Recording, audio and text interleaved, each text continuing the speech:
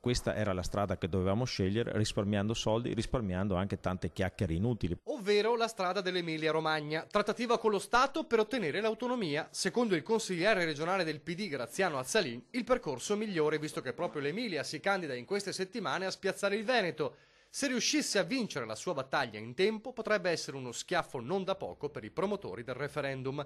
Il problema per il PD è che il partito al suo interno è diviso sulla questione, ma secondo Azzalin il fronte degli astensionisti è molto ampio. Io giro tutti i giorni, tantissimi circoli, tantissime persone, tantissimi elettori del Partito Democratico non intendono andare a votare e denunciano la strumentalità di questo voto. Soldi pubblici spesi per nulla, quei 14 milioni attacca Azzalin, soldi che si potevano usare per molte altre emergenze della regione. Quando si spendono i soldi si dice ma è un investimento per cosa? Dopo il 22 di ottobre anche andasse a votare il 90% delle persone non conta nulla e non cambierà nulla, perché bisognerà sedersi a un tavolo, fare una trattativa e dopo presentarsi alle Camere per approvare una legge e ottenere, diciamo, un'autonomia. Resta tuttavia un problema interno al partito. C'è stato un errore di valutazione del vertice regionale, perché il vertice nazionale e anche i rappresentanti al governo sono contrari a questo referendum, ovvero lo ritengono semplicemente inutile,